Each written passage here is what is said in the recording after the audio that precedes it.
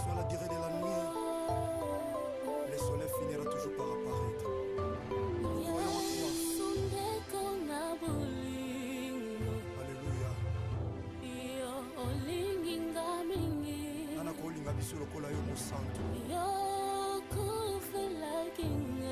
Ovesika na biso mekulusu.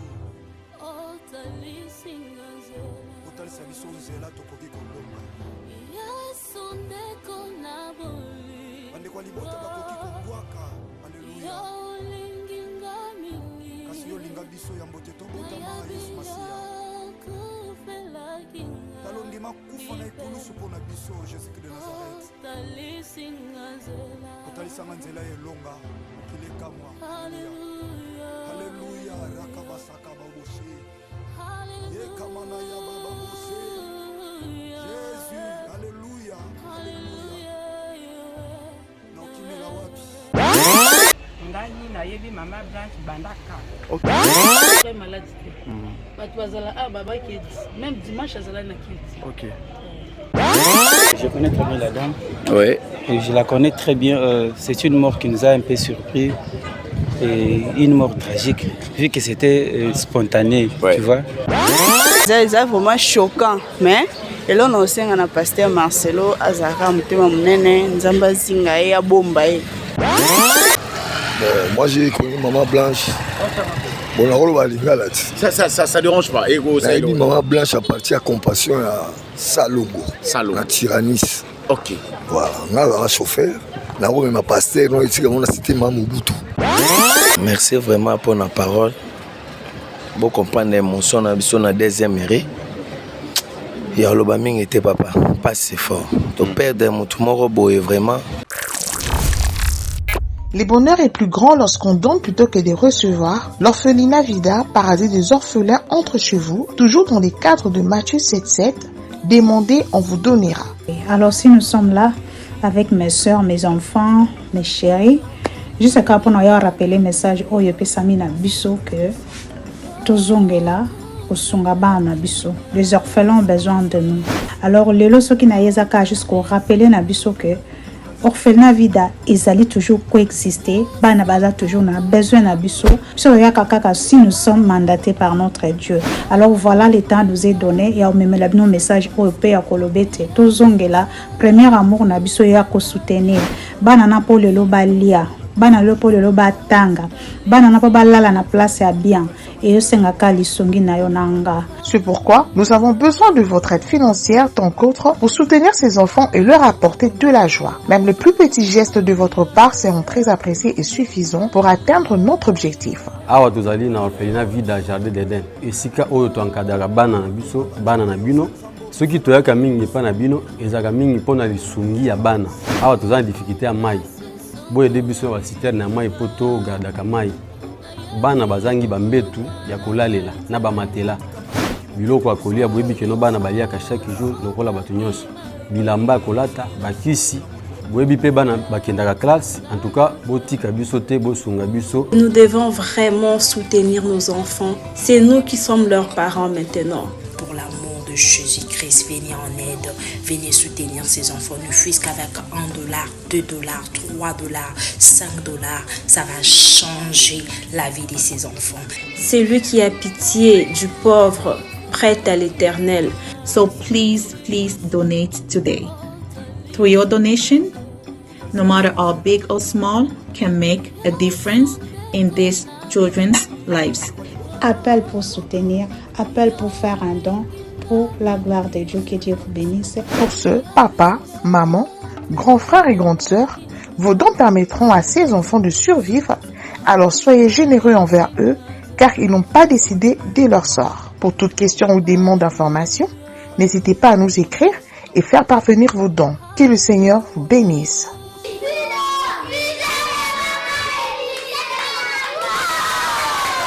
Vous êtes sur Top Media TV. Voilà, mesdames et messieurs, Bandeko Balandi à Top Media Télévision. Shalom, shalom, bisika nyonso ezwa bino. Shalom na banda pour bino, shalom na ba famille na bino. Bon séjour à maman Bellevue Kondi na mboka ya Belgique. Je viens aujourd'hui avec cette vidéo. En tout cas, Ekozala. ndenge moko na ba vidéo tout a dingala pa asala raté parce que zali vidéo ya mawa ezali vidéo oyo motema nanga ezo saigner ma misu. En tout cas, ezo ko tangangai tango nyonso lorsque je me mets à penser à ça et lorsque je suis face à réalité. Mais d'abord, avant de commencer, je dirais na ko yebisa na bandeko nyonso bazo fêter ba anniversaire na maman mokolo mwa lelo nzambe azala na bino, nzambe abomba bino, ba ope ba kufeli ba sincère condoléances na bino. La mort ezali fait moko réel et plus naturel. Nzambe apesa bino makasi. Mais aujourd'hui, je viens avec cette nouvelle. Encore une fois, il y a la disparition de notre maman, la Blanche, une femme modèle, une femme qui a été tellement très concentrée, qui a accompagné son homme dans le ministère naïe, dans makambo belé. Madame Blanche Lelo, elle ne plus en tout cas. Et ça lui passe. Na coaché la bino moi quelques interviews au bisoto outil na église kuna ya papa Marcelo outil, on a parlé avec quelques sœurs pour rezoaper ba image oh lors il y a arrivé il y a corps il y a maman parce que nous signalons depuis 1h du matin si je m'abuse pas le corps il y a maman ezalaï déjà à Wana Kinshasa bachango bongo na morgue oh moi je suis incapable de vous donner les détails vous savez liwa il y a maman la Blanche, ils ont vraiment à moi belé et ils appellent à moi interdiction et belé où nous devons nous mettre derrière le principe n'a pas interdiction pour la moyen il y a quand même makamundenge et longobani. Mais avant la banda vraiment dans autres émission je vais demander aux Congolais s'il vous plaît, la mort n'est pas une fête, la mort c'est pas un moment de joie, la mort est un moment il y a réjouissance. La mort est un moment il y a moquerie. Batu bazana choc, bazana seya choc, na seya émotion. Vous ne savez pas combien maman Blanche coûtait dans sa famille biologique. Vous ne savez pas combien elle était trop chère dans l'église La Compassion. Vous ne savez pas combien elle était attachée dans le ministère Yamobali nae. Et vous ne savez même pas na étanine que le révérend pasteur Marcelo Azanango Lelo. Mais regardez la communauté congolaise. Genre il y a ba émission, ba vidéo nini bozo ko sala. Genre il y a ba vidéo nini o bozo ko publier Lelo. Ça fait trop mal. Moi je me pose des questions. Cette communauté bazali sous na respect ya batoté. Cette communauté balongoli bango nini kibo mutu. Cette communauté balongoli bango nini sens nyonso ya kibomutu ezali sous-souté de par bato. Regardez ba message nini bato bazo ko véhiculer. Le pasteur Marcelo Oyo a perdu une personne trop cher pour pas très cher mais trop cher. Sa meilleure amie, sa complice. La femme qui était à tout moment un exemple pour notre papa Marcelo, elle n'est plus là, elle est partie. Mes frères et sœurs, est-ce que tu as même à un moment moko il y a concentration ou de dire un grand merci dans Nzambete ou bien de faire Moussala Nabiso Ndenge et Longo Banité? Est-ce qu'il faut seulement venir encore pour tout à cette famille où il y a des blessures, il y a des problèmes? Il faut venir encore avec des couteaux pour nous tchaka bango? Oui, vous avez besoin de vue. Oui, vous avez besoin de la visibilité. Mais beaucoup de visibilité, on a moyen ni nandenge nini. Tina bazoto ya bibembe. Ça fait pas quelque chose de bien. Les autorités, essayez quand même de prendre acte na babiloko bisoto la nuit et jour. Toujours la nuit et jour babiloko oyo. Toujours la nuit et jour, s'il vous plaît. Maman, la Blanche, en tout cas, c'était une femme où personnellement on a yébaté. Mais au moins, parmi les femmes, il y a des pasteurs qui se respectent, qui ministère, par rapport à l'engagement. En tout cas, cette femme était présente en tout et pour tout. Elle ne plus, il y a tout ça là. L'image, il y a malamu. Aujourd'hui, est-ce que tout le monde a pasteur Marcelo Mabé ou bien communauté Nyonso, il y a la compassion, tout le monde a Mabé? Parce que moi, je viens de là. Je viens, naouti na chantier, il y a papa Marcelo, place Bazosa l'église, naouti na place papa Marcelo à Priaka. Mais il n'y a plus l'accès. Accès, ils ont sous-souté. Caméra, babo yango. Il n'y a même plus moyen de soit information et longo bani parce que et ça moment moi pas si moment il y a douleur faut kabolango ensemble. Mais les portes sont fermées maintenant.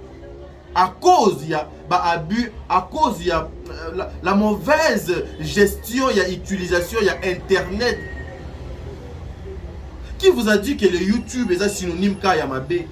Qui vous a dit que TikTok est synonyme kaya bêtise? Non, moi ça me choque. Moi qu'on a commis qu'on regretter pourquoi je me suis retrouvé dans le monde où. Et j'ai l'impression que ma voix est qui est belé la majorité des personnes sont habituées, ils acceptent liya ka bêtise. Ça fait pas quelque chose de bien. Cette famille est en souffrance.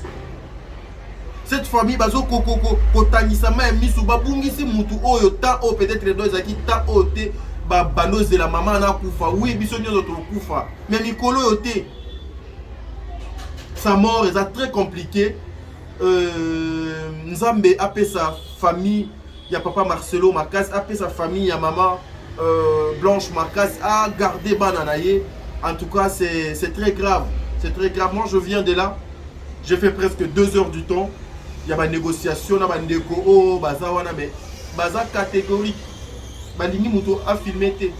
Nous avons eu quand même 2-3 interviews pour la quand même il y a Kolukato Baksana Makambo Biso Tozo Kosala. Regardez même lors corps ya maman ezo kitana avion. Filmer ezali mabete. Nous sommes des journalistes. Lorsque nous arrivons, on prend l'information, tu es au traité information et puis tu diffuser. Nous devons respecter les 3 étapes. Nous devons respecter l'éthique et déontologie. Aujourd'hui, comme bon, des fois il n'y a même plus moyen de condamner certaines personnes juste avec le téléphone au filmer au tchango dans les réseaux sociaux une petite vidéo mon abou et comme viral moutunio soda comme un serviteur de Dieu qui est en train de pleurer comme ça, vous voulez se moquer de lui parce que vous avez besoin de vues, parce que vous avez besoin de la visibilité. Papa toza ba immortalité.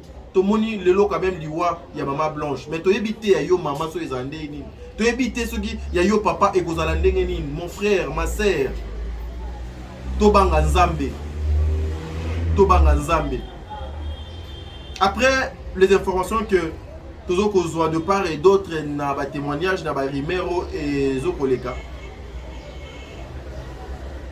On nous apprend que maman Blanche a koufaki na Turquie. Selon leur rumeur. Maman Blanche a koufaki na Turquie, mais maman Blanche na Turquie a koufaki quand? A komaki na Turquie pour nani, pour akende la nini. Et par rapport il y a ba rumeur mosu c'est sur le lieu. Il y a hôpital de maman Blanche a sali crise et c'est par là que maman Blanche a koufi.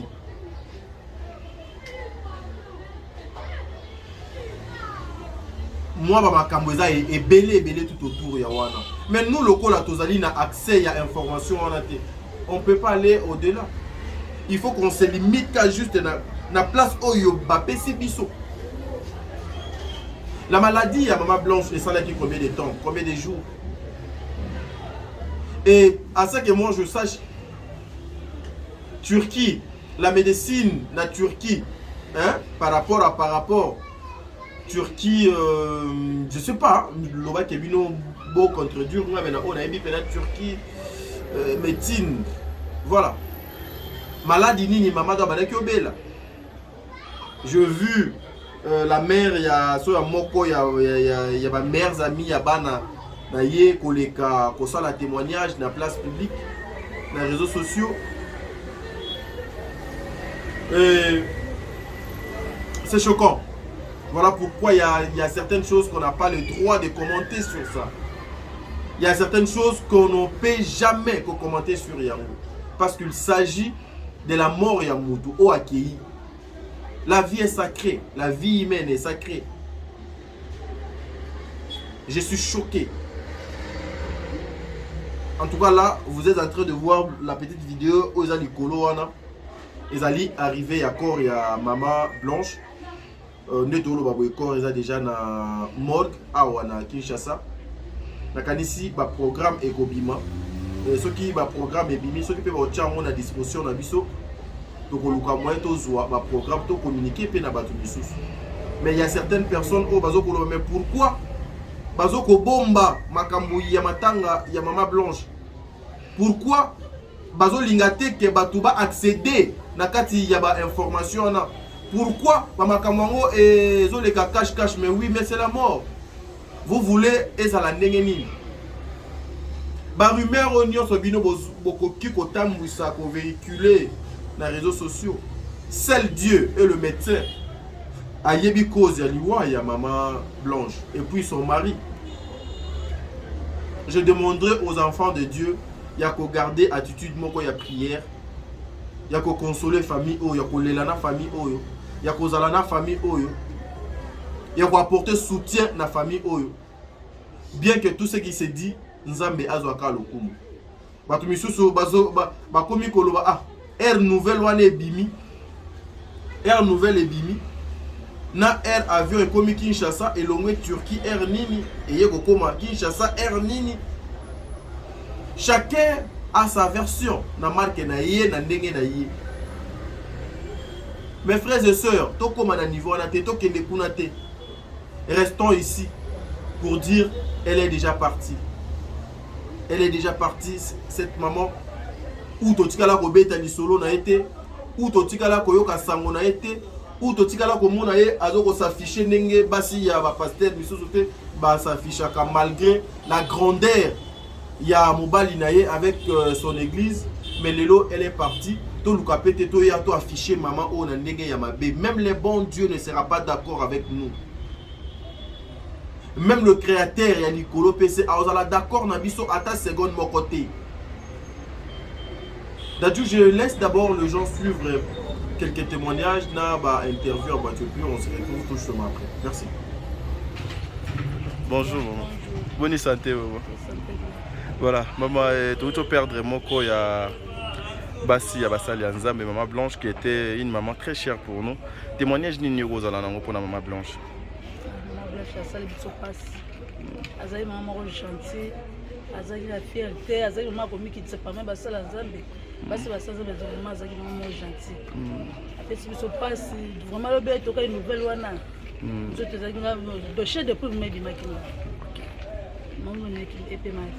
Est-ce que boyo quoi qui peut attendre moi sans que maman zala qui malade ou bien boyo kambala moko pourquoi malade bah tu vas là ah baba qui même dimanche zala na kilt. OK. Dimanche à qui na kilt lobi za qui journée mercredi. OK. Mercredi à Kofi. Message ni au cause la nango et pas pasteur Marcelo oyo mais ça n'a beaucoup plus cause avec sa femme.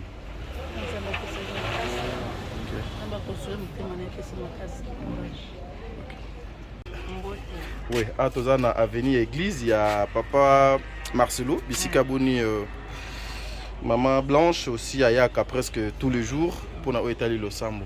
Beaucoup de la témoigner pour la maman Blanche. Maman Blanche bandaka. OK. Maman zalaki boboto na batu nyonso. OK. Maman na yoka ye na likambo ya mabeti. Mais pesi biso pasi kaka mbala moko toyoki ke maman akufi dimanche maman zalaki na prière. Mais maman akufi ka liwa ya mbala kaka boye. Problème ni et pesi biso pasi na mitema na biso. Voilà. Au cause la na eloko nini koloba et papa Marcelo na moment où il a vraiment par terre complice na ye meilleur ami na ye accueilli. Et papa pasteur ami pesa kaka na leçon ndenge ya mesani makambo nyonso ezaka mabongisi ya Nzambe Nzambe apesa ye kaka akoma na kokoba pe akoma na kobokola bana na ye makasi. OK, merci beaucoup. Très chers amis, téléspectateurs, on va déjà commencer avec notre premier intervenant ou intervenante, je ne sais pas si sera qui. Le temps pour nous d'être en contact avec des fidèles de la Compassion, de l'église de la Compassion. Qui sera la première ou le premier intervenant de notre intervention ou bien de notre interview par rapport à ce qui se passe. Bon, prenons quand même cette papa. J'ai dit bonjour monsieur, s'il vous plaît. Vous êtes de ces quartiers. Si. Bon, exactement, on voulait parler un peu. Moi, Nzela Yubikaka, par rapport à Nzela Nenge Kindaka. On voulait parler 2-3 minutes si ça va pas vous déranger. 3 minutes, c'est un peu trop. 30 secondes alors. Vous êtes de Parage. Nous avons pris la mort de maman Blanche Tonassi. C'était quoi votre réaction? Zaki Nini, intention Ayo Aliboso, émotion Aliboso. Vous connaissez d'abord la dame? Je connais très bien la dame. Oui. Et je la connais très bien. C'est une mort qui nous a un peu surpris. Et une mort tragique. Vu que c'était spontané, tu vois. C'est juste ça. Et un mot gentil. Et bon, en fait, nous sommes touchés par cette mort et puis on n'a pas trop à dire. Okay. On n'a pas vraiment trop à dire. Vous êtes de l'église? Non, je prie à la chapelle de vainqueurs, mais je participe aussi ici. Vu que je suis la douleur avec la compassion. La compassion, oui. Un message direct à Pasteur Marcelo qui nous regarde maintenant, peut-être. Ou ses enfants, je ne sais pas. À part le courage, on n'a pas un grand mot qu'on va dire, puisque la personne est déjà partie. Voilà. On va penser à autre chose. Dieu seul sait qu'il va faire. D'accord. Pour les enfants qui sont restés. Merci beaucoup. Merci. D'accord. J'aime cette langage, en fait, j'aime cette verset biblique qui dit « Il est le père des orphelins et le mari de veuve ». C'est-à-dire, en même temps qu'il est le père des orphelins, c'est en même temps aussi qu'il est le mari de veuve. On va essayer d'être en contact avec certaines mamans ici, si ça va être possible. Maman, s'il vous plaît, madame.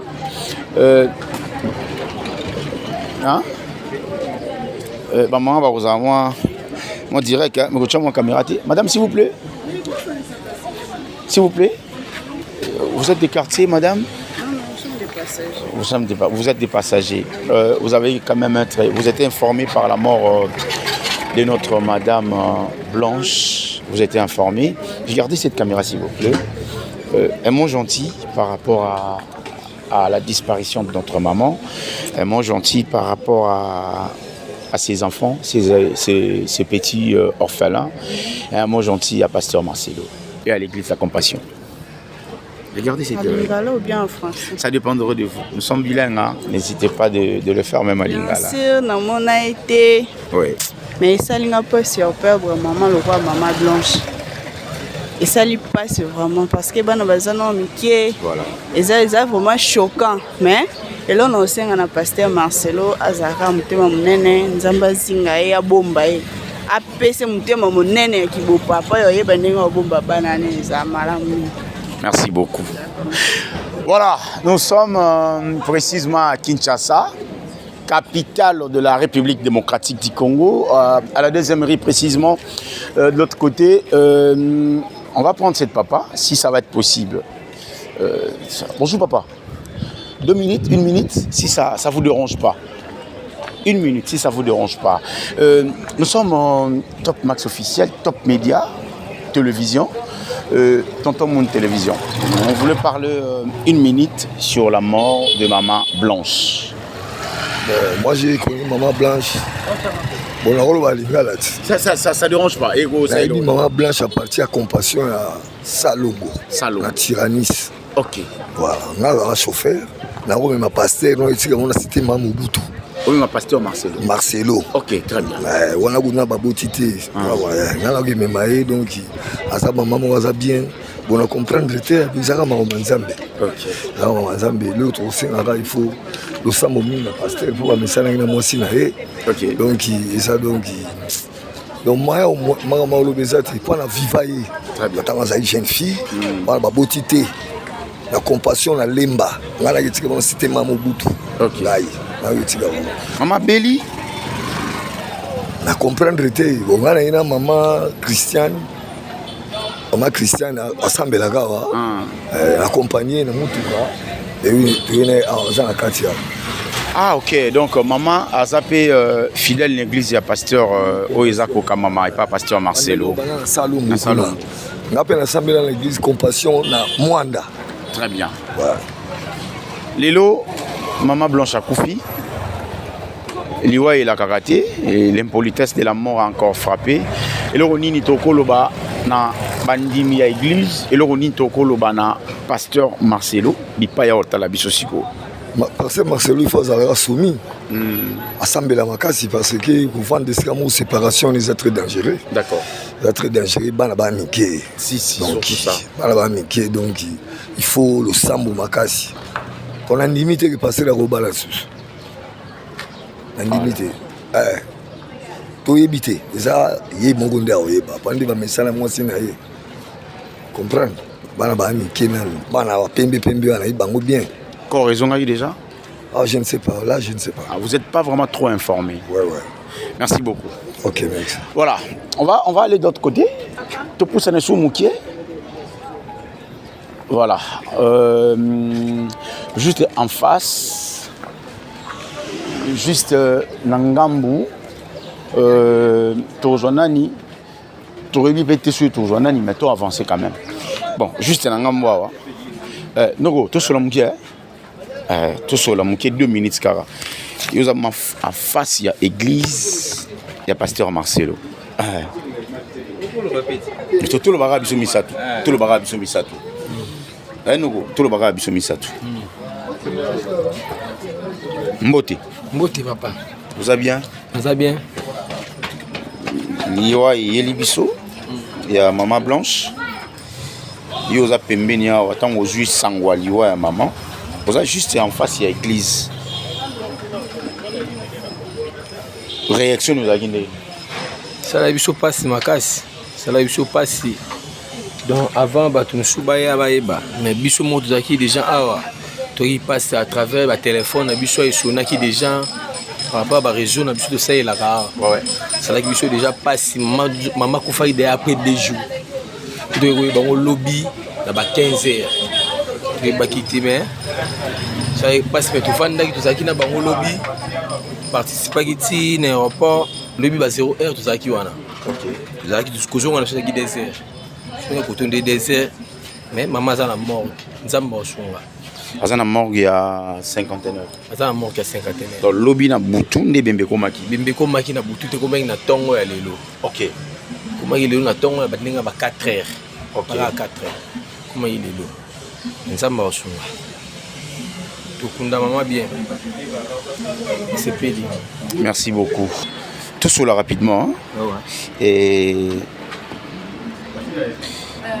Maman Koufi. Quartier Isandéni. Bon, merci vraiment pour la parole.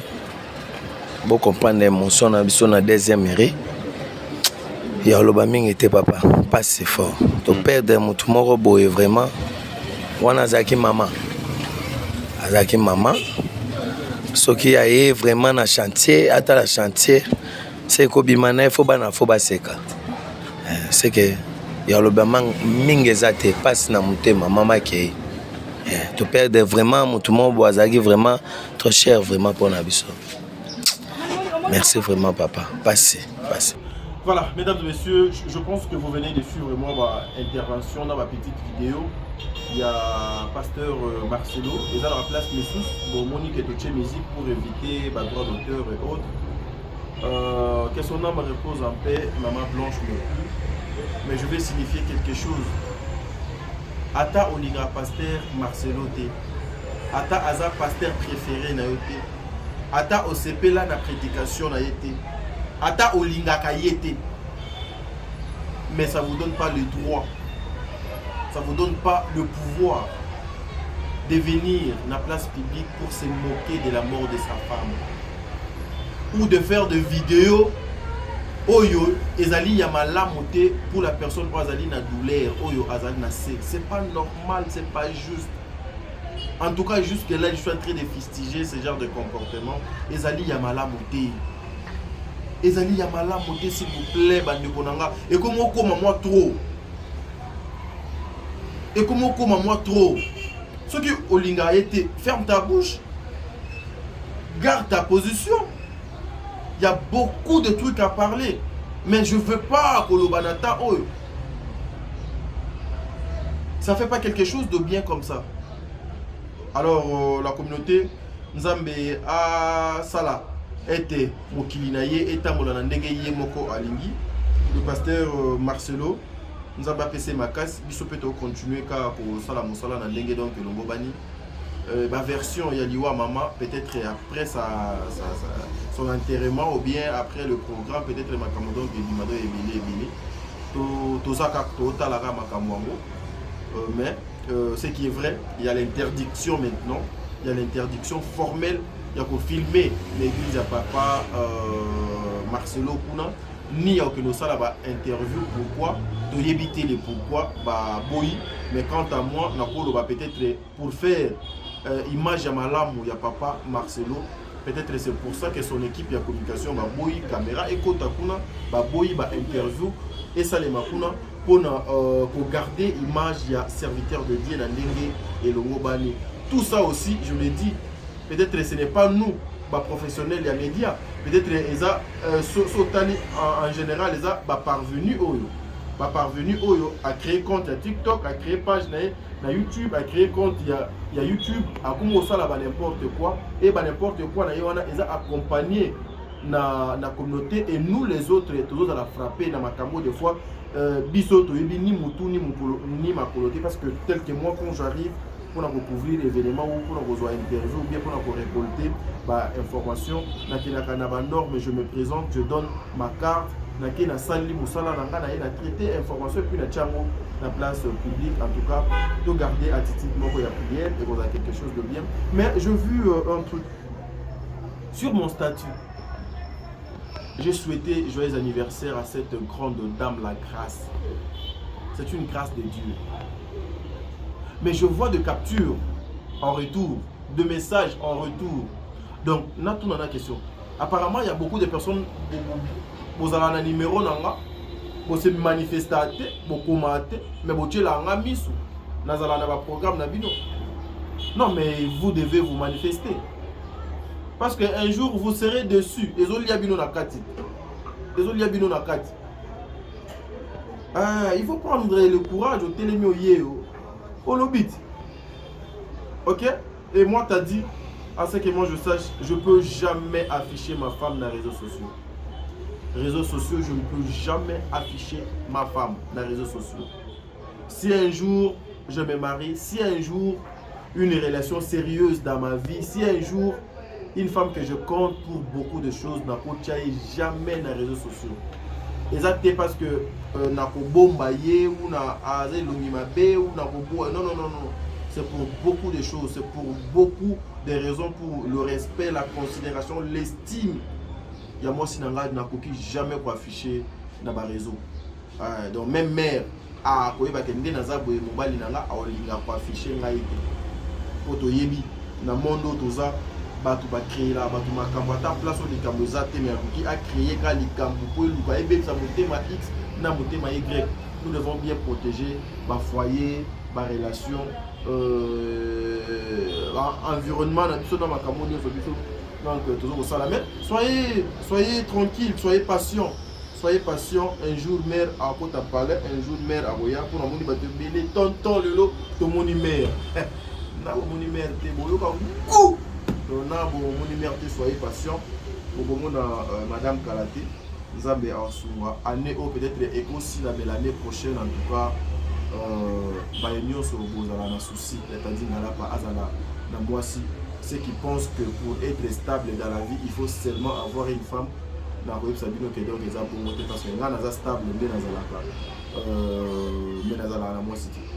je l'ai dit, il y a un ami qui m'a dit ils ont lobby kutu avant qu'il m'a Aurélie. Ah, bino ma garçon TV bassé belé na poto. Je lui ai répondu, moi ton frère t'a dit comme je suis là. Nazala moi cité na poto. Nazala na moi c'est pété na poto mais nanda kunanga soke na cause même matana na 50 bilamba au de route à poto. Donc il dit que le baté que pour nous jouer basket à poto il faut qu'on nazala moi si. Pour nous jouer t-shirt à poto faut nous akana moi si. Maman nanga, maman zozo donc auto ya dernièrement je pris des t-shirts de parfum. Na tia on a parlé non. Ce n'est pas seulement pour les femmes que nous travaillons que nous venons donc à la télé. Oui, dans Zela ya musala où tu peux trouver une femme OP à accompagner dans musala na yo bo ça de vie la mais c'est pas nécessairement.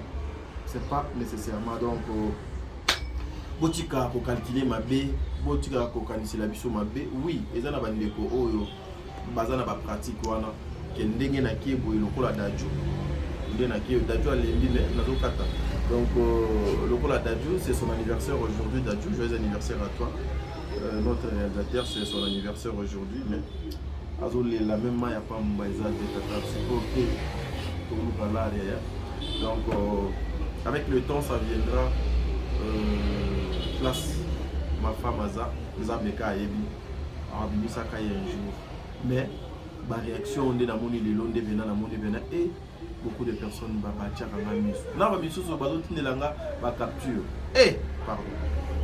pardon en tout cas boki ku donc nzambe azala na bino loboko legalelo merci.